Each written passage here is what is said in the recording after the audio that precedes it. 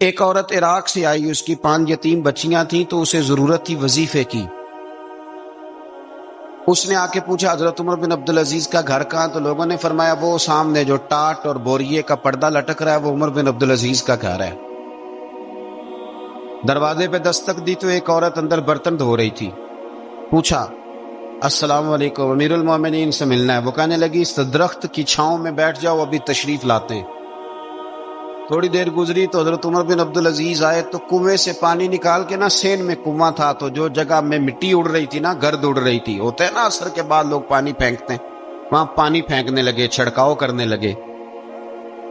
تو تھوڑی تھوڑی باتیں وہ خاتون آپ سے کرنے لگی تو وہ جو عورت آئی تھی نا، وہ کہنے لگی تم غلام سے باتیں کر رہی ہو، تمہیں پردہ کرنا چاہیے۔ وہ کہنے لگی یہ غلام نہیں، یہ میرے شوہر ہے اور یہ امیر المومنین عمر بن عبدالعزیز ہے۔ کہنے لگی یہ عمر بن عبدالعزیز ہے؟ کہا ہاں یہ عمر بن عبدالعزیز ہے۔ تو وہ خاتون حاضر ہوئی، کھجوریں اس کو دی گئی کھانے کے لیے۔ اس نے کہا حضور میری 5 یتیم بیٹیاں ہیں، مجھے وظیفہ چاہیے۔ جناب عمر بن عبدالعزیز نے ایک بیٹی کا نام پوچھا، ولدیت پوچھی، وظیفہ لکھا۔ عورت کہنے لگی اللہ تیرا شکر ہے میری بچی کا وظیفہ لگ گیا۔ دوسری کا نام پوچھا، ولدیت پوچھی، عمر پوچھی، وظیفہ لگایا، اللہ تیرا شکر ہے میری یتیم بچی کا وظیفہ۔ 4 بچیوں کے وظیفے عمر لکھتے رہے، خاتون اللہ کی حمد کرتی رہی۔ 5ویں کا لکھنے لگے تو کہنے لگی میں نے زمانہ بڑا دیکھا ہے پر عمر بن عبدالعزیز تیری طرح کا بندہ نہیں دیکھا۔ آپ فرمانے لگے اب میں 5ویں کا وظیفہ نہیں لکھتا، 4 کا وظیفہ جا کے گورنر سے منظور کرا لے اور 4 کو کہنا تھوڑا تھوڑا 5ویں کو بھی دے دے۔ حضور کیوں نہیں لکھتے؟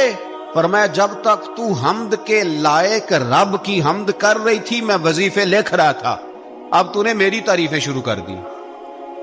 اپنی تعریف پر کیسے وظیفہ لکھوں؟ وہ تو حمد کے لائق ہے، اس کی حمد ہونی چاہیے، لیکن میں اپنی تعریف پر، اپنی خوشامد پر میں نہیں لکھتا۔ جا اللہ تعالیٰ تیری لیے بہتری کرے۔ وہ خاتون کہتی ہے میں وہاں سے آئی، مجھے مہینوں لگ گئے، سفر لمبا تھا، عراق پہنچی تو عراق کے گورنر کو جب میں نے وہ روکا دیا تو ان کی چیخیں نکل گئی، تڑپ کے روئے۔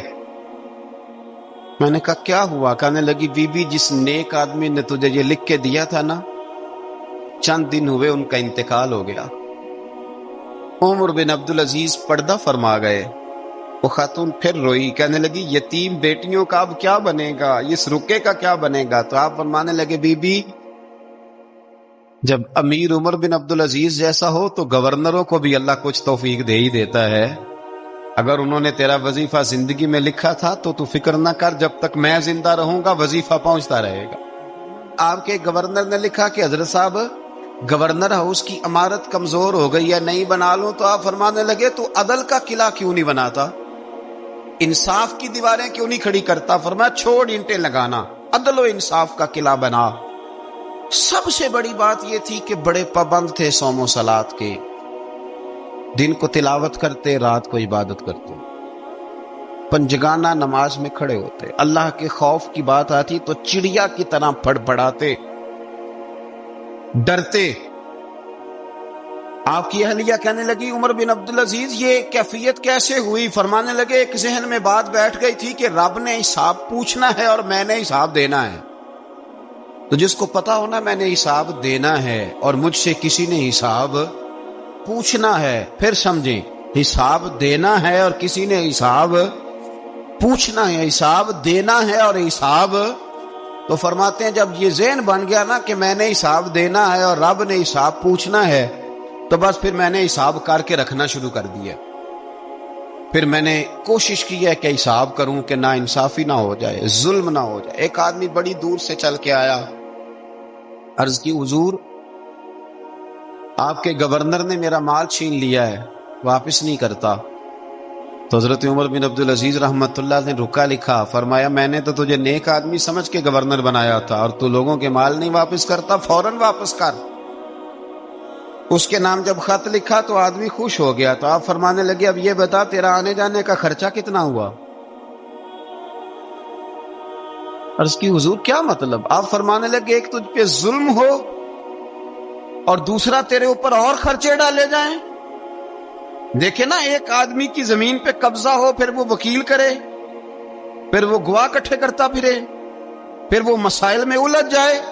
جناب عمر بن عبدالعزیز نے ہمیں ایک سوچ عطا فرمائی، فرمایا ایک تیرے اوپر ظلم ہوا، ایک تجھے اتنی تکلیف ہوئی یہاں آنے کی، اور ایک تیرا خرچ ہوا، بتا کتنے پیسے؟ عرض کی حضور میرا تو لاکھوں کا مال آپ نے واپس کرا دیا ہے، اب چھوڑے خرچے کو؟ فرمایا نہ بھائی، یہ میرے رسول کائنات کا دین ہے، اس میں ہم ہر شے کا حساب کر کے رکھیں گے۔ تیرا خرچ ہوا ہے، تیرا خرچہ ہوا ہے، تجھے آنا پڑا، تجھے جانا پڑا۔ اور دنیا کے منصفوں، فیصلے کرنے والوں، تھوڑا خیال تو کرو، کتنے لوگ ہیں جو رول گئے بیچارے رستوں میں کچہریوں کے، جو عدالتوں کے چکر لگا لگا کے تھک گئے، جن کی اولادیں تڑپ اٹھی، مکان بک گئے، انہوں نے اپنے حقوق کیا لینے تھے، ان کی تو باقی چیزیں بھی چلی گئیں۔ فرمایا خرچہ بتا کتنا ہوا؟ عرض کی حضور 60 دینار تقریباً۔ فرمایا اسے مال خزانہ سے 60 دینار بھی دو۔ پھر فرمایا میری جیب سے اسے 50 اور دو، تاکہ یہ آنے جانے میں مزید روٹی کھا سکے، گوشت کے ساتھ روٹی کھائے۔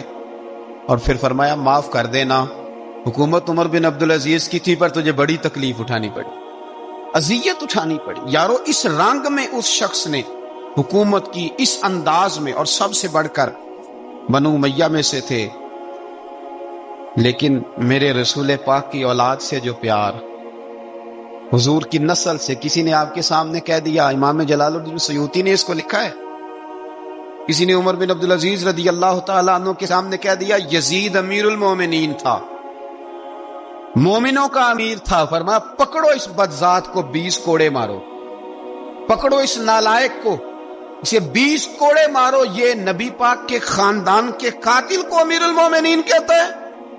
یہ فتویٰ جناب عمر کا۔ مولا علی شیر خدا کی اولاد میں سے ایک شہزادے آپ کے پاس آئے کسی کام کے لیے، تو عمر بن عبدالعزیز اٹھ کے کھڑے ہو گئے، ہاتھ باندھ دیے، کہنے لگے حضور ساری دنیا میرے پاس آئے، آپ نا ایک رکا لکھ دیا کریں یا پیغام دے دیا کریں، اس لیے کہ اس دھرتی پہ جو کچھ بھی ہے وہ مدینے والے رسول کا ہی صدقہ ہے۔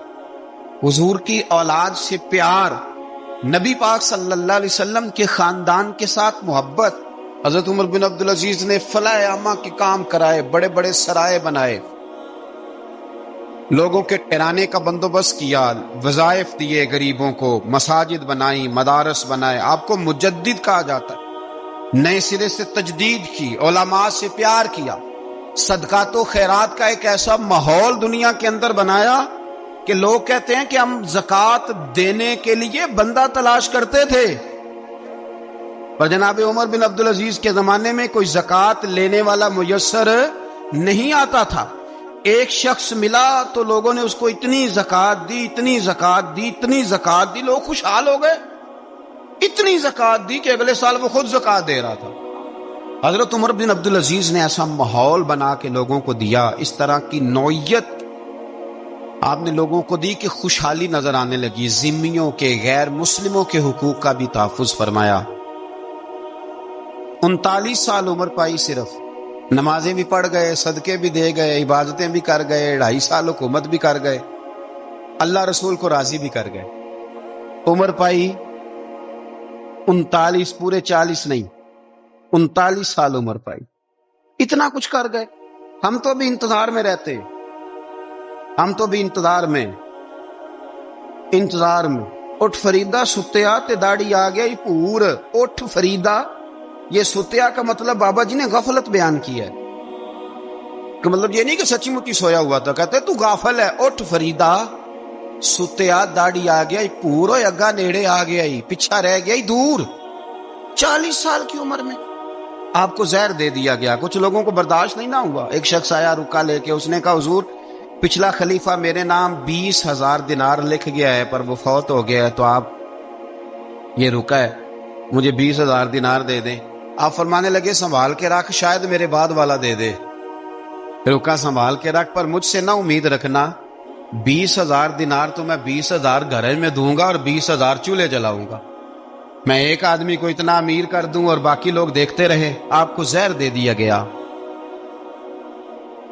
بیمار رہے، بچوں کو بلایا، اور میں بیٹا میں جہنم سے ڈر گیا تھا، تمہارے لیے مال نہیں جمع کر سکا۔ اس دل نکلا، شدید علیل ہو گئے۔ وہ جو آیت میں نے پڑھی ہے نا، آپ کی اہلیہ کہتی ہیں کہ آخری وقت آپ کی زبان پر وہ آیت جاری ہوئی، تلک الدار الآخرۃ نجعلھا للذین لا یریدون علوا فی الارض ولا فسادا والعاقبۃ للمتقین۔ فرمایا یہ آخرت کا گھر ہے، ان لوگوں کو ملے گا جو نہ زمین میں تکبر کرتے ہیں نہ فساد چاہتے ہیں۔ یہ آیت پڑھی اور روح پرواز کر گئی۔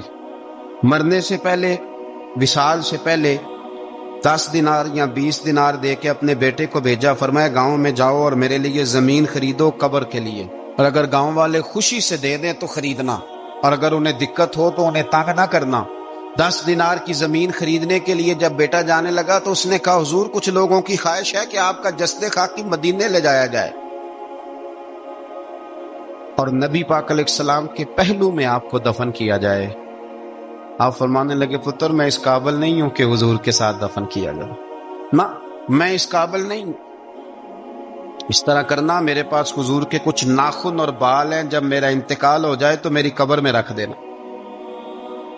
اور پھر حضرت عمر بن عبدالعزیز نے فرمایا مجھے نہ سستا کفن دینا 2 دینار کا، اس سے زیادہ کفن نہ دینا، 2 دینار کا کفن۔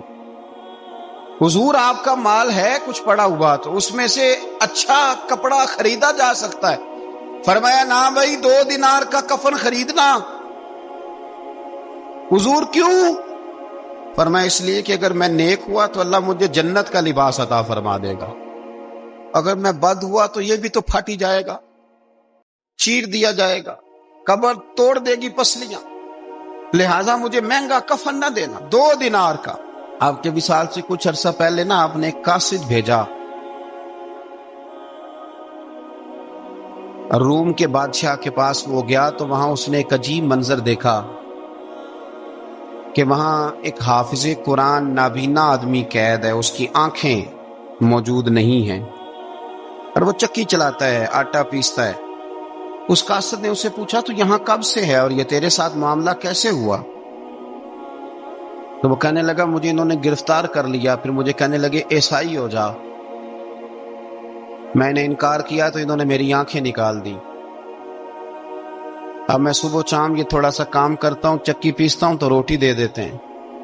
وہ قاصد حضرت عمر بن عبدالعزیز کے پاس آیا اور آ کے کہا حضور ایک اس طرح کا مسلمان روم کے بادشاہ کے پاس قید ہے، ایک مسلمان کی تکلیف۔ حضرت عمر بن عبدالعزیز نے جب سنا تو رو پڑے، اور میں وہ قید ہے اور وہاں قید ہے اور ہم یہاں آرام سے بیٹھے ہیں۔ فوراً رکا لکھا قاصد سے کہنے لگے واپس جا، روم کے بادشاہ کو جا کے کہہ کہ اس نابینا قیدی کو فوراً آزاد کرے، ورنہ میں ایک ایسا لشکر بھیجوں گا کہ اتنا بڑا لشکر بھیجوں گا کہ اس کا پہلا آدمی تیرے پاس ہوگا اور آخری میرے پاس ہوگا، اور تجھے پھر وہ بندہ چھوڑنا پڑے گا، تو ابھی چھوڑ دے، میں تجھے پیغام دے رہا ہوں۔ وہ قاصد کہتا ہے جب میں رکا لے کے پہنچا، ظاہر ہے بڑا لمبا سفر ہوتا تھا، آنے جانے میں مہینوں بھی لگ جاتے تھے۔ کہتے میں نے رکا دیا تو اس نے پڑھا، کہنے لگا میری طرف دیکھ کے رکا میں نے پڑھ لیا ہے، علماء علماء کو جانتے ہیں، تاجر تاجروں کو جانتے ہیں، تو بادشاہ بھی بادشاہوں کو جانتے ہیں، اور میں تم مسلمان ہو میں نہیں ہوں، پر اتنی تم اس درویش کی قدر کرتے ہو میں تم سب سے بڑھ کر قدر کرتا ہوں۔ میں اس بندے کو لشکر لے کے آنے کی تکلیف نہیں دوں گا، میں ویسے ہی قیدی آزاد کرنے لگا، تم لے جاؤ۔ کہتے ہیں مجھے چند دن وہاں رہنا پڑا، کچھ لوازمات تھے جن کے لیے رکنا پڑا۔ ایک دن میں شاہ روم کے دربار میں گیا تو وہ تخت سے نیچے اتر کے رو رہا تھا، اور اس کی ہجکی بندی تھی اور اس کے سینے سے آواز نکل رہی تھی۔ میں نے پوچھا لوگوں سے کیا ہوا، کہنے لگے خود ہی پوچھ لو۔ میں نے جا کے کہا بادشاہ کیا ہوا، کیوں رو رہے ہو؟ تو کہنے لگا آج دھرتی کا حسن اٹھ گیا ہے، آج سنگار ختم ہو گیا، آج دھرتی کا حسن اٹھ گیا۔ میں نے کہا کیا ہوا؟ کہنے لگے عمر بن عبدالعزیز انتقال کر گئے، تمہارا امیر چلا گیا۔ تو میرے دل میں خیال آیا، میں نے آہ بھری، میں نے کہا پھر ہمارے لیے کیا حکم ہے؟ تو فرمانے لگے وہ چلتا پھرتا راہب تھا، لوگوں کے پاس کچھ نہیں ہوتا تو وہ فقیر ہوتے ہیں، پر اس کے قدموں میں تو خزانے تھے، پر وہ پھر بھی فقیر تھا۔ فرمایا اس کا حکم اگر میں زندگی میں مانتا تھا تو مرنے کے بعد بھی بات مانی جائے گی، تمہارا قیدی بھی تمہیں واپس کیا جائے گا اور عمر بن عبدالعزیز کی بات بھی سنی جائے گی۔ کسی نے حضرت عبداللہ بن مبارک سے کہا بڑے زاہد ہیں، اپنے دنیا چھوڑ دی۔ فرمایا میں تو عالم فاضل ہو کے زاہد ہوں، زاہد تو اصل میں عمر بن عبدالعزیز تھے جو بادشاہ ہو کے زاہد تھے۔ مالک بن دینار بھی کہتے تھے وہ بادشاہ ہو کے زاہد ہیں۔ ان کا انتقال ہوا تو خواجہ حسن بصری فرمانے لگے آج دنیا سے بہترین آدمی چلا گیا۔ حضرت سیدنا امام احمد بن حنبل فرمایا کرتے تھے جو عمر بن عبدالعزیز کا ذکر کرے رب تو اس پر بھی رحمت نازل فرمائے گا۔ ارے یہ تو وہ شخص ہے کہ جب تک موجود تھا تو حسن موجود تھا، اور آج بھی ان کا ذکر کریں تو اللہ دلوں میں نور پیدا کر دیتا ہے۔ حضرت عمر بن عبدالعزیز رحمت اللہ علیہ تو وہ نیک آدمی تھے کہ ایک شخص آپ سے گفتگو کر رہا تھا، سرکاری بات چیت ہو رہی تھی تو چراغ بھی سرکاری جل رہا تھا۔ اس نے پوچھا حضور چلے سرکاری بات تو ختم ہوئی، طبیعت کیسی، حال کیا؟ فرمایا ٹھہر جو، ایک چراغ بند کر کے دوسرا جلا لیا۔ اس نے کہا حضور یہ کیا؟ آپ فرمانے لگے وہ سرکاری چراغ تھا، یہ میرا ذاتی ہے۔ جس شخص نے اتنی باریک بینی کے ساتھ تقوی اختیار کیا ہو، نبی پاک سے اتنی محبت کی ہو، دعا کرتے ہیں اللہ ان پہ کروڑوں رحمتیں فرمائے، اللہ ان پہ بے حساب برکتوں کا نزول فرمائے۔ دو باتیں حضرت عمر بن عبدالعزیز کی زندگی میں ہمیشہ غالب رہی، ایک تو دنیا ہونے کے باوجود دنیا سے دل نہیں لگا، یہ دو باتیں آپ نے یاد رکھنی۔ دل نہیں لگایا دنیا سے، مال تھا، دولت تھی، پر وہ اس چکر میں نہیں پڑے کہ یہ مہنگا جوڑا میرے گھر کیوں نہیں، یہ اعلیٰ کار کیوں نہیں، اب یہ والا میں نے گھر، ایک اینٹ پر دوسری اینٹ نہیں رکھی ساری زندگی، چونکہ وہ سمجھتے تھے زندگی مختصر ہے تو 40 سال کی زندگی میں ہی کمال کر گئے۔ اور دوسرا حضرت عمر بن عبدالعزیز نے ہر وقت ایک چیز اپنے ذہن میں رکھی کہ مجھے اللہ کے سامنے کھڑے ہونا۔ اللہ تبارک و تعالیٰ نے پھر ایک خوبصورت انسان بنو امیہ کی حکومت تھی، اسی میں سے ایک خوبصورت دھلا ہوا، سجا ہوا، سمرا ہوا، خوشبو والا، میٹھا بھی، ٹھنڈا بھی، پیارا بھی، نیک بھی، متقی بھی، اصول والا بھی، رسول اللہ علیہ السلام کا غلام حضرت عمر بن عبدالعزیز۔ اللہ تعالیٰ نے یہ مرد مجاہد پیدا فرمایا۔ آپ مدینہ شریف میں پیدا ہوئے، آپ کے جو والد گرامی تھے وہ مصر میں گورنر تھے۔ حضرت عمر بن عبدالعزیز رحمت اللہ تعالی علیہ کی جو والدہ ہیں وہ حضرت عمر فاروق کی پوتی ہیں، تو آپ کی رگوں میں فاروقی خون بھی تھا۔ حضرت عمر بن عبدالعزیز رحمت اللہ تعالی علیہ کے والد گرامی نے آپ کو مدینے میں پڑھنے کے لیے چھوڑا۔ حضرت صالح بن کیسان ایک عالم اور محدث تھے، ان کے پاس آپ نے تعلیم پائی، اور جناب عمر بن عبدالعزیز رحمت اللہ تعالی علیہ کے والد اگرچہ مصر میں تھے لیکن آپ کو مدینہ میں رکھا، آپ نے مکمل تعلیم حاصل کی، علم حاصل کیا، چھوٹی سی عمر میں قرآن پاک کے حافظ بھی ہو گئے۔ پھر جب بڑے ہوئے تو اللہ نے یہ موقع دیا، چونکہ خاندان کی حکومت تھی تو آپ مدینہ شریف کے گورنر بنے، اور مدینہ منورہ کے ساتھ ساتھ آپ کو طائف کی حکومت بھی ملی، مکہ مکرمہ کی حکومت بھی ملی۔ پھر بعض جگہ پہ تو یہ ہے کہ آپ نے خود کسی وجہ سے استعفیٰ دیا، اور بعض جگہ یہ ہے کہ سازش کر کے آپ کو معزول کیا گیا۔ لیکن حضرت عمر بن عبدالعزیز نیک بڑے تھے، پرہیزگار بڑے تھے، پر خوش لباس بھی بڑے تھے۔ خادم کو جب بھیجتے تھے نا بازار تو کہتے تھے جو سب سے مہنگا جوڑا ہو وہ خرید کے لانا، خوشبو بہترین استعمال کرتے تھے۔ جب گزرتے تھے تو لوگوں کو پتا چلتا تھا کہ کوئی عام نہیں گزرا، عمر بن عبدالعزیز گزرے۔ جب تک گورنر رہے، جب تک خاندان میں رہے، ماحول اور رہا۔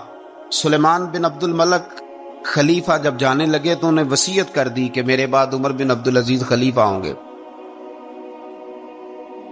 یہاں تو لوگوں کو عہدہ ملے تو لوگوں کی کیفیت بدل جاتی ہے نا، لیکن جب حضرت عمر بن عبدالعزیز کا اعلان ہوا تو رونے لگے، ایک کونے میں بیٹھ کے رونے لگے، فرمانے لگے مجھے امید نہیں تھی کہ وہ اتنا بڑا بوجھ میرے کندھوں پہ ڈال کے چلا جائے گا۔ اتنے سارے لوگوں کا بوجھ، اتنے سارے لوگوں کی آزمائش، خیر چونکہ وصیت تھی، آپ کی بیعت لی گئی، بیعت لینے کے بعد آپ منبر پہ چڑھے تو فرمایا لوگوں میں تمہیں آزاد کرتا ہوں، اگر تم میرے علاوہ کسی کو حکمران بنانا چاہو تو مجھے کوئی اعتراض نہیں ہے۔ لوگوں نے کہا نہیں، آپ ہی ہمارے حکمران ہوں گے۔ حضرت عمر بن عبدالعزیز دنیا اسلام کے اندر ایسی مثال ہیں، اچھی طرح سمجھ لیں کہ جب حالات اب نہیں اب تر ہو گئے تھے، بد نہیں بدترین ہو گئے تھے، اور بڑے بڑے لوگوں نے عجیب ماحول گھڑ لیے تھے، اس ماحول میں آئے، لمبی نہیں 2.5 سال حکومت کی صرف، لیکن لوگوں کو حضرت صدیق اکبر کی یاد آنے لگی، لوگوں کو سیدنا فاروق اعظم کیا۔ آپ کی جو بیوی تھی وہ بھی بادشاہ کی بیٹی تھی، بادشاہ کی بیوی بھی بن گئی۔ پہلے دن اپنی بیوی سے کہا کہ اب ہم بن گئے ہیں امیر، اب ہمارے ذمے بہت ساری ذمہ داریاں ہیں، اب حالات اس طرح کے نہیں ہوں گے جس طرح کے پہلے ہوا کرتے تھے، اب تمہیں میرا ساتھ دینا ہے،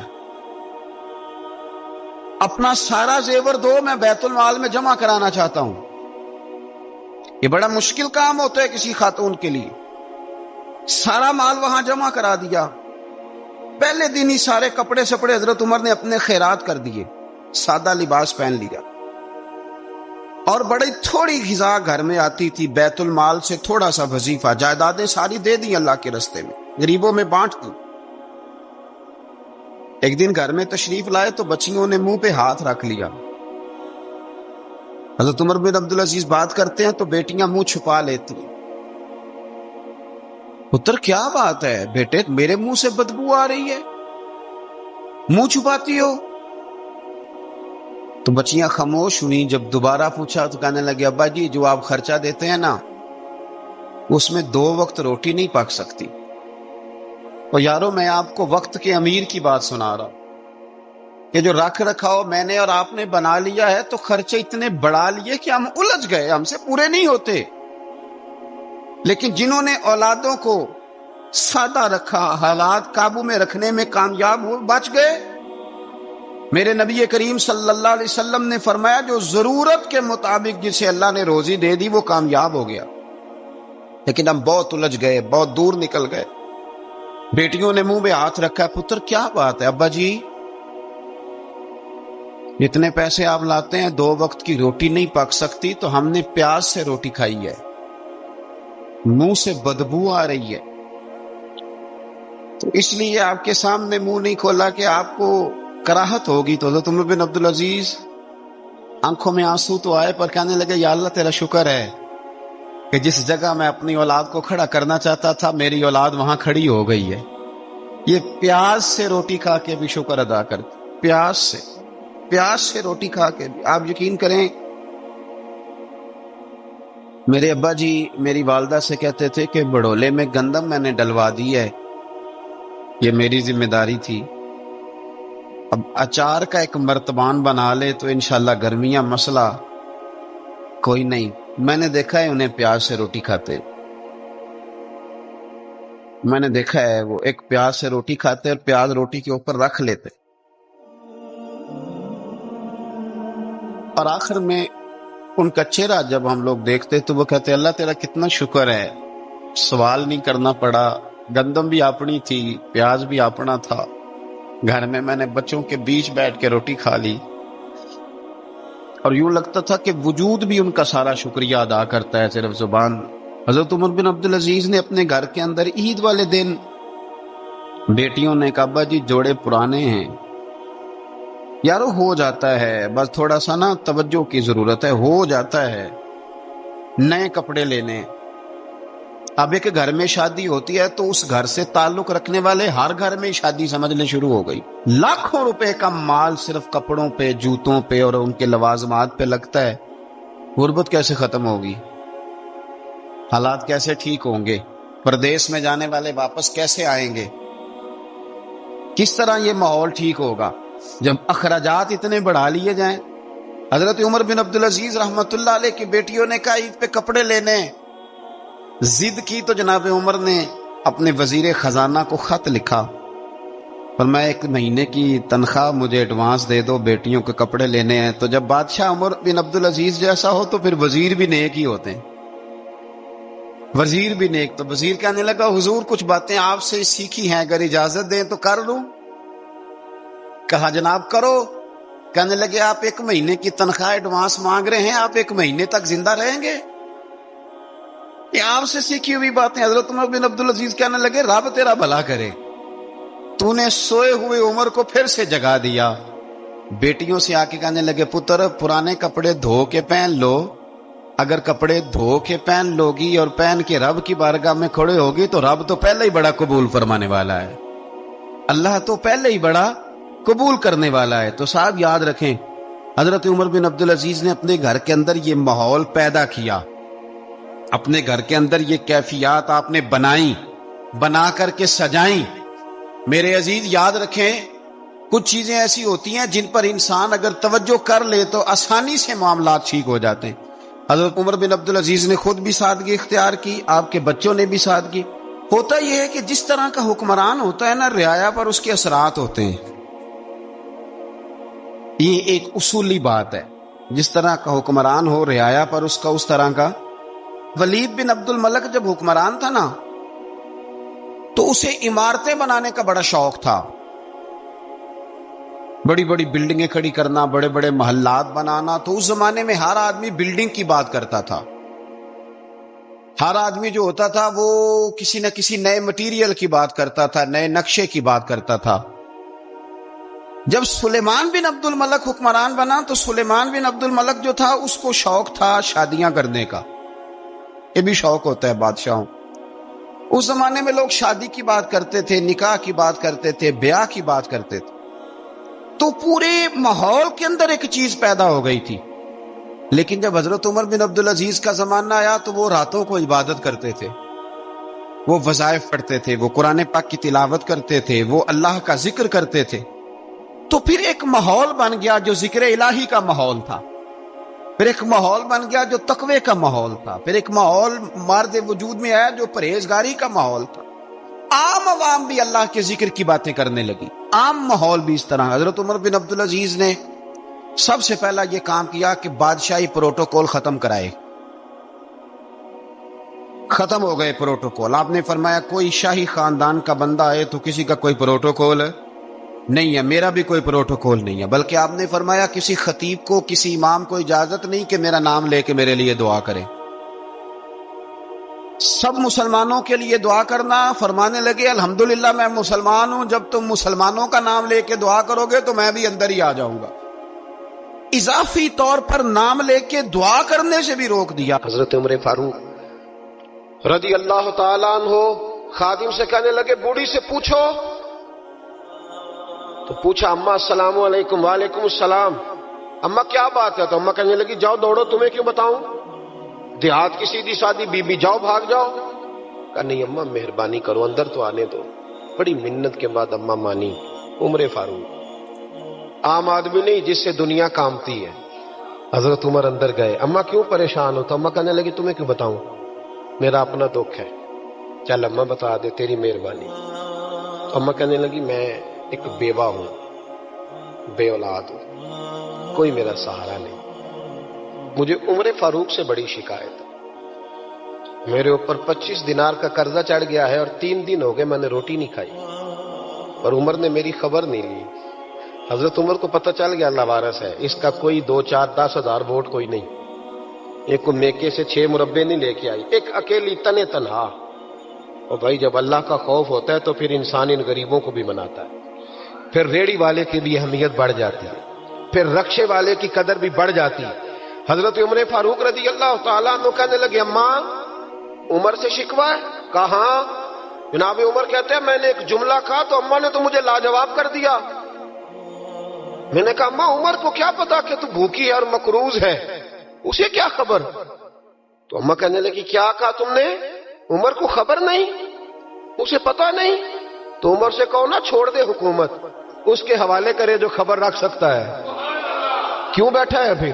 ہمارے حکمران کہتے ہیں ابھی میں صدمے میں ہوں، نکلوں گا تو بات کروں گا، نہ ادھر ادھر کی تو بات کر، یہ بتا کہ قافلہ کیوں لٹا، مجھے رہزنوں سے غرض نہیں، تیری رہبری کا سوال ہے، ہاں تجھے جواب دینا پڑے گا۔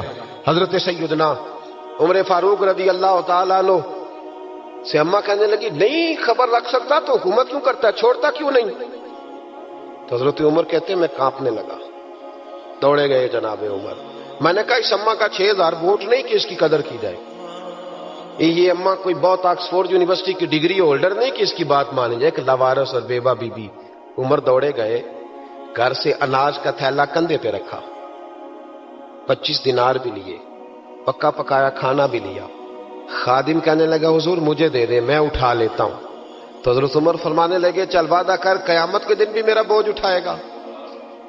کہنے لگا جی نہیں وہاں نہیں اٹھا سکتا۔ فرمایا پھر آج بھی نہ اٹھا، مجھے ہی اٹھانے دے، یہ میرا بوجھ ہے تو مجھے ہی۔ اماں کے سامنے 25 دینار بھی رکھے، پھر اماں کو حضرت فاروق اعظم نے 2 مہینے کا راشن بھی دیا، پھر پکا پکایا کھانا بھی دیا۔ معمولی آدمی کی بات نہیں کر رہا، 24 لاکھ مربع میل کا حکمران۔ حضرت عمر مدینے میں بیٹھ کے کبھی للکار دیں تو کیسر و کسریٰ کی ٹانگیں کانپیں۔ جناب عمر فاروق رضی اللہ کھانا کھلا کے اماں چارپائی پہ تھی تو عمر نیچے بیٹھ گئے، کہنے لگے اماں چل عمر کو معاف کر دے، چل چل جانے دے، کوئی حرج نہیں، بیچارے کو پتہ نہیں چلا۔ تو اماں کہنے لگی تو نے پھر عمر کا ذکر چھیڑ دیا۔ بیٹے میرے گھاؤ بڑے گہرے ہیں، میرے زخم بڑے سخت ہیں، کہ لے جب کٹے تو تجھے دکھاؤں کتنی تکلیف میں ہوں، میں تو پکا ہوا پھال ہوں، کسی وقت بھی دنیا سے چلی جاؤں گی، میں نے عمر کو معاف نہیں کرنا۔ جب میں قبر میں جاؤں گی نا، نبی کریم علیہ السلام آئیں گے تو میں عمر کی شکایت کروں گی، میں کہوں گی حضور اس سے پوچھئے یا رسول اللہ بیوہ اور بوڑھی کا خیال ہی نہیں کیا؟ تو آپ کے غلام کہتے ہیں میں نے عمر کو کبھی اتنا روتے نہیں دیکھا جتنا آج روئے۔ کہنے لگے اماں عمر کو میں جانتا ہوں وہ کمزور ہے، یہ شکایت نہ لگانا، وہ کمزور ہے، مقابلہ نہیں کر سکے گا، یہ شکایت نہ لگانا، چل معاف کر دے۔ تو اماں کہنے لگی اچھا تو مجھے کچھ اچھا لگتا ہے، جا تیری خاطر عمر کو معاف کیا، تو پیارا لگا ہے، جا معاف کیا، تیری خاطر معاف کیا، تیری خاطر عمر کو معاف کیا۔ حضرت عمر فاروق کہنے لگے مجھے لکھ کے دو، کون اتنے جتن کرتا ہے، کون؟ کسی سے کہنا جا اپنی اماں کو منا لے، تو کہتے ہیں نہیں میری غلطی کوئی نہیں تو مناؤں کس بات پہ، ہمیں تو 20 دلیلیں آتی ہیں، جا ابا کے پیر پکڑ لے۔ پتہ ہے نبی پاک علیہ السلام نے فرمایا جس کا باپ راضی ہوگا اسی کا اللہ راضی ہوگا، اور جس کا باپ ناراض ہوگا وہ سارا دن وظیفے پڑھے، اس کا اللہ راضی۔ یہ ابو داؤد شریف کی حدیث ہے۔ نا جی بڑی مہربانی، پیسے نہ لائیے گا، اب بات سنیں، وہ بھی میں سمیٹنے کی طرف آ رہا ہوں، ختم کر رہا ہوں، آپ میری بات پہ توجہ رکھیں۔ عزیز بھائی، نبی کریم صلی اللہ تعالی علیہ وسلم نے جو اپنے غلاموں کی تربیت کی تو حضرت عمر فاروق کہنے لگے لکھ کے دو، لکھ دو۔ تو اماں کہنے لگی آپ لکھیں میں سائن کر دیتی ہوں، آپ لکھ دیں میں سائن کرتی ہوں۔ حضرت عمر نے لکھا فلاں بنت فلاں کو عمر سے شکایت تھی، پھر انہوں نے عمر کو معاف کر دیا۔ اماں سائن کرنے ہی لگی تھی کہ مولا علی شیر خدا آ گئے، حضرت عبداللہ ابن مسعود آ گئے۔ اوہو عمر یہاں بیٹھے ہوئے ہو، میں سارے مدینے میں تلاش کر رہا تھا، یہاں بیٹھے ہو، وہ کچھ لوگ ملنے آئے، نکلو۔ اماں نے سنا کہ یہ عمر تھے تو اماں اٹھ کے کھڑی ہو گئی، آئے ہائے عمر تھے، آپ عمر تھے؟ تو جناب عمر کہنے لگے اماں تو نے جو کہا ٹھیک کہا، لیکن اپنے وعدے پہ قائم رہ، یہ ذرا سائن کر دے۔ اماں نے سائن کیے تو حضرت عمر فاروق فرمانے لگے علی آ گئے ہو تو بطور گواہ تم بھی دستخط کر دو، عبداللہ ابن مسعود تم بھی بطور گواہ جب سائن ہوئے تو جناب عمر نے رکا لپیٹا اور مولا علی شیر خدا سے فرمانے لگے علی یہ رکھ لو، مجھے لگتا ہے میں تم سے پہلے دنیا سے جاؤں گا، اور جب میں پردہ کر جاؤں نا تو یہ رکا میرے کفن میں رکھ دینا۔ اگر حضور علیہ السلام نے پوچھا نا میری امت کے ساتھ کیا سلوک کر کے آئے ہو، تو رکا نکال کے کہوں گا یا رسول اللہ ایک بوڑھی ناراض تھی میں اسے بھی راضی کر کے آیا، حضور یہ میں راضی۔ بھائی جب تک ہم اللہ سے نہیں ڈرتے معاشرہ اصلاح پذیر نہیں ہو سکتا۔ حضرت عمر فاروق رضی اللہ تعالیٰ عنہ نا باہر والوں کا بھی بڑا سخت حساب کرتے تھے، بڑا ایک گورنر صاحب نے لباس بڑا شاندار پہننا شروع کر دیا تھا تو حضرت عمر نے اتروا کے نا تو انہیں ٹاٹ کا لباس پہنا کے تو اونٹ چرانے کی ڈیوٹی دے دی تھی، اتنا سخت احتساب کرتے۔